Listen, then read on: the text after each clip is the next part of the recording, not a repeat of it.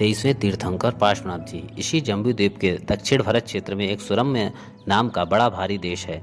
उसके पोदनपुर नगर में अतिशय धर्मात्मा अरविंद राजा राज्य करते थे। उसी नगर में विश्वभूति ब्राह्मण की अनुंधरी ब्राह्मणी से उत्पन्न हुए कमठ और मरुभूमि नाम के दो पुत्र थे, जो कि क्रमशः विष और अमृत से बनाए हुए के समान मालूम पड़ते थे। कमठ की स्त्री का नाम वरुणा तथा मरुभूति की स्त्री का नाम वसुंधरा था। ये दोनों ही राजा के मंत्री थे।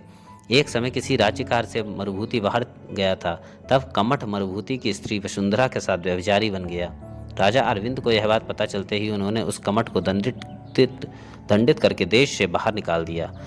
वह कमठ भी मान भंग से दुखी होकर किसी तापस आश्रम में जाकर हाथ में पत्थर की सिरा लेकर कुतब करने लगा। भाई के प्रेम के वशीभूत हो मरुभूमि भी कमठ को ढूंढता हुआ उधर चल पड़ा। उसे आते देख क्रोध के आवेश में आकर कमठ ने वह हाथ की शिला उसके सिर पर पटक दी, जिससे मरुभूमि मरकर सल्लकी वन में वज्रघोष का नाम का हाथी हो गया। किसी समय अरविंद ने विरक्त होकर राज्य छोड़ दिया और संयम धारण कर सब संग की वंदना के लिए प्रस्थान किया।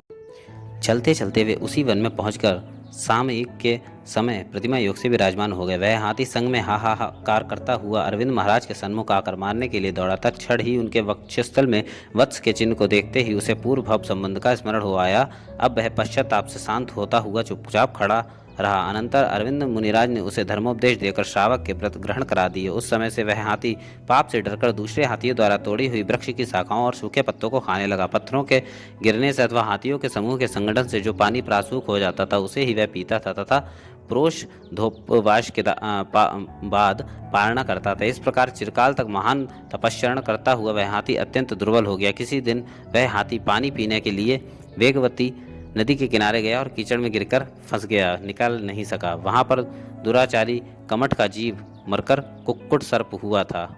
उसने पूर्व वैर के संस्कार से उसे काट खाया, जिससे वह हाथी महामंत्र का स्मरण करते हुए मरकर 12वें स्वर्ग में देव हो गया। इधर वह सर्प पाप से मरकर 3रे नरक चला गया। जम्बूद्वीप के पूर्व विदेह क्षेत्र में पुष्कलावती देश है। उसके विजयार्थ पर्वत पर त्रिलोकोत्तम नगर में राजा विद्युत गति राज्य करते थे। वह देव का जीव वहां से च्युत होकर राजा की विद्युन्माला रानी से रश्मि वेग नाम का पुत्र हो गया। रश्मि वेग ने युवावस्था में समाधिगुप्त मुनिराज के पास दीक्षा लेकर महासर्व तो भद्र आदि श्रेष्ठ उपवास किए। किसी समय हिमगिरी पर्वत की गुफा में योग धारण कर विराजमान थे कि कुक्कुट सर्प का जीव जो नरक से निकलकर अजगर हुआ था, उसने निगल लिया। मुनि का जीव मरकर 16वें स्वर्ग में देव हुआ और कालांतर में अजगर मरकर 6ठे नरक चला गया। जम्बूद्वीप के पूर्व विदेह संबंधी पद्मा देश में अश्वपुर नगर है। वहाँ के राजा वज्रवीर और रानी विजया के वह स्वर्ग का देव मरकर वज्रनाभि नाम का पुत्र हुआ। वह पुण्यशाली वज्रनाभि चक्रवर्ती के पद का भोक्ता हो गया। अनंतर किसी समय विरक्त होकर साम्राज्य वैभव का त्याग कर क्षेमम कर गुरु के समीप जैनेश्वरी दीक्षा ले ली। कमठ का भी जीव जो कि अजगर की पर्याय में मरकर 6ठे नरक गया था, वह कुरंग नाम का भील हो गया था। किसी दिन तपस्वी चक्रवर्ती वन में आतापन योग ये विराजमान थे। उन्हें देखकर उस भील का वैर भड़क उठा। उसने मुनिराज पर भयंकर उपसर्ग किए। मुनिराज आराधनाओं की आराधना से मरण कर मध्यम ग्रैवेयक में श्रेष्ठ अहमिंद्र हो गए तथा वह पापी भील आयु पूरी करके पाप के भार से पुनः नरक चला गया। जम्बूद्वीप के भरत क्षेत्र में कौशल देश संबंधी अयोध्या नगरी में काश्यप गोत्री इक्ष्वाकु वंशी राजा वज्रबाहु राज्य करते थे। उनकी रानी प्रभंकरी थी। वह अहमिंद्र च्युत होकर रानी के गर्भ में आनंद नाम का आनंददायी पुत्र हो गया। वह बड़ा होकर मंडलेश्वर राजा हुआ। किसी दिन आनंद राजा ने महामंत्री के कहने से अष्टान्हिक महापूजा कराई, जिसे देखने के लिए विपुलमती नाम के मुनिराज पधारे। आनंद राज ने उनकी वंदना पूजा आदि करके उनसे पूछा कि हे भगवान, जिनेन्द्र प्रतिमा अचेतन है, उसकी पूजा से पुण्यवंद कैसे होता है? मुनिराज ने कहा, यद्यपि प्रतिमा अचेतन है तो भी महान पुण्य का कारण है। जैसे चिंतामणि रत्न कल्पवृक्ष आदि अचेतन होकर मन चिंतित और मनचाहे फल देते हैं, वैसे ही प्रतिमाओं की वंदना पूजा आदि से जो शुभ परिणाम होते हैं, उनसे शातिशय पुण्य बंद हो जाता है। इत्यादि प्रकार से वीतराग प्रतिमा का वर्णन करते हुए मुनिराज ने राजा के सामने 3 लोक संबंधी अकृत्रिम चैत्यालयों का वर्णन करना शुरू किया। उसमें प्रारंभ में ही सूर्य के विमान में स्थित जिन मंदिर की विभूति का अच्छी तरह वर्णन किया। उस असाधारण विभूति को सुनकर राजा आनंद को बहुत ही श्रद्धा हो गई। उस दिन से वह प्रतिदिन हाथ जोड़कर मस्तक झुकाकर सूर्य विमान में स्थित जिन प्रतिमाओं की स्तुति करने लगा। उसने कारीगर द्वारा मणि और सुवर्ण का एक सूर्य विमान बनवाकर उसके भीतर जिन मंदिर बनवाया। अनंतर शास्त्रोक्त विधि से अष्टान्हिक, चतुर्मुख, रथावर्त, सर्वतोभद्र और कल्पवृक्ष इन नाम वाली पूजाओं का अनुष्ठान किया। उस राजा को इस तरह सूर्य की पूजा करते देखकर उसकी प्रामाणिकता से अन्य लोग भी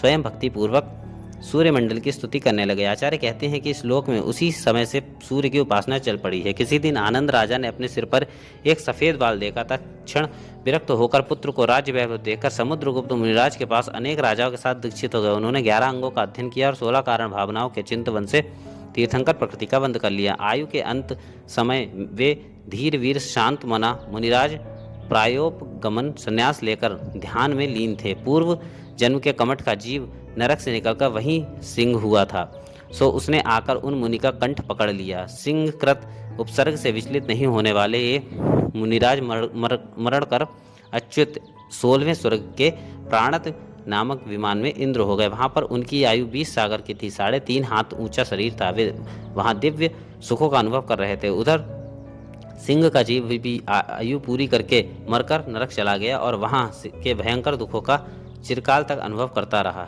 गर्भावतार।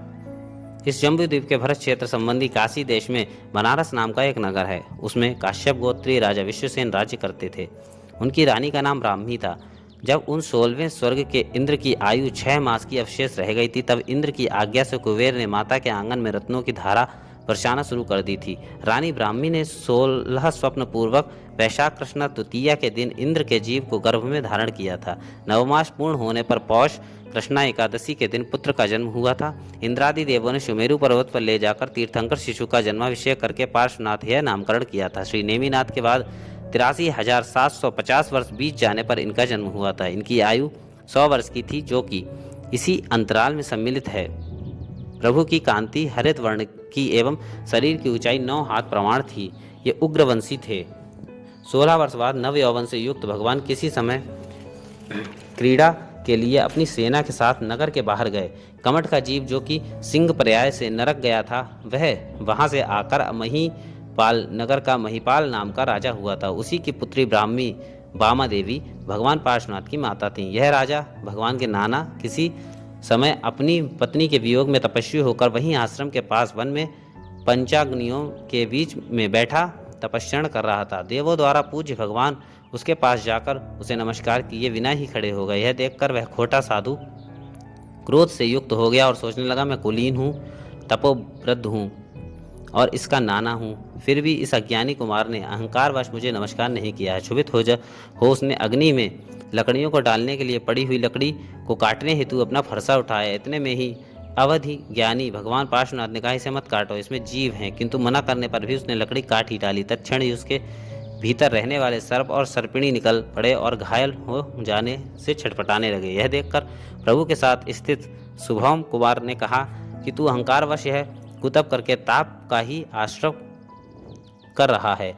शुभम के वचन सुन तपस्वी क्रोधित होकर अपने तत्वश चरण की महत्ता प्रकट करने लगा। तब शुभम कुमार ने अनेक युक्तियों से उसे समझाया कि सच्चे देव, शास्त्र और गुरु के सिवाय कोई हितकारी नहीं है। जिन धर्म में प्रणीत सच्चे तपश्चरण से ही कर्म निर्जरा होती है, यह मिथ्या तप जीव हिंसा सहित होने से कुतप ही है। यद्यपि वह तापसी समस्त हो गया, किंतु पूर्व वैर का संस्कार होने से, अपने पक्ष के अनुराग से अथवा दुखमय संसार के कारण से अथवा स्वभाव से ही दुष्ट होने से उसने स्वीकार नहीं किया। प्रत्युत यह शुभम कुमार अहंकारी होकर मेरा तिरस्कार कर रहा है, ऐसा समझ वह भगवान पार्श्वनाथ पर अधिक क्रोध करने लगा। इसी सल्ले से मरकर संबर नाम का ज्योतिष देव हो गया। इधर सर्प और सर्पिणी कुमार के उपदेश से शांत भाव को प्राप्त हुए तथा मरकर बड़े ही वैभवशाली धरणेन्द्र और पद्मावती हो गए। अनंतर भगवान जब 30 वर्ष के हो गए, तब एक दिन अयोध्या के राजा जयसेन ने उत्तम घोड़ा आदि की भेंट के साथ अपना दूत भगवान पार्श्वनाथ के समीप भेजा। भगवान ने भेंट लेकर उस दूत से अयोध्या की विभूति पूछी। उत्तर में दूत ने सबसे पहले भगवान ऋषभ देव का वर्णन किया, तत्पश्चात अयोध्या का हाल कहा। उसी समय ऋषभ देव के सदृश अपने को तीर्थंकर प्रकृति का बंध हुआ है, ऐसा सोचते हुए भगवान ग्रहवास से पूर्ण विरक्त हो गए और लौकांतिक देवों द्वारा पूजा को प्राप्त हुए। प्रभु देवों द्वारा लाई गई विमला पालकी नाम की पालकी पर बैठकर अश्ववन में पहुंच गए। वहां तेला का नियम लेकर पौष कृष्णा एकादशी के दिन प्रातःकाल के समय सिद्ध भगवान को नमस्कार करके प्रभु 300 राजाओं के साथ दीक्षित हो गए। पारणा के दिन गुल्मखेट नगर के धन्य नामक राजा ने अष्ट मंगल द्रव्यों से प्रभु का पड़गाहन कर आहार दान देकर पंचाश्चर प्राप्त कर लिए। छद्मस्त अवस्था के 4 माह व्यतीत हो जाने पर भगवान अश्ववन नामक दीक्षावन में पहुंचकर देवदारू वृक्ष के नीचे विराजमान होकर ध्यान में लीन हो गए। इसी समय कमठ का जीव शंबर ज्योतिषी आकाश मार्ग से जा रहा था। अकस्मात उसका विमान रुक गया। उसे विभंगावधि से पूर्व का बैर बंध स्पष्ट दिखने लगा। फिर क्या था? क्रोधवश उसने महागर्जना, महावृष्टि, भयंकर वायु आदि से महा उपसर्ग करना प्रारंभ कर दिया। बड़े बड़े पहाड़ तक लाकर समीप में गिराए। इस प्रकार उसने 7 दिन तक लगातार भयंकर उपसर्ग किया। अवधि ज्ञान से यह उपसर्ग जानकर धर्मेंद्र अपनी भार्या पद्मावती के साथ पृथ्वी तल से बाहर निकला। धर्मेंद्र ने भगवान को सब ओर से घेर कर अपने फड़ाओं के ऊपर उठा लिया और उसकी पत्नी वज्र में छत्र तान कर खड़ी हो गई। आचार्य कहते हैं, देखो, स्वभाव से ही क्रूर प्राणी इन सर्प सर्पिणी ने अपने ऊपर किए गए उपकार को याद रखा सो ठीक ही है, क्योंकि सज्जन पुरुष अपने ऊपर किए हुए उपकार को कभी नहीं भूलते।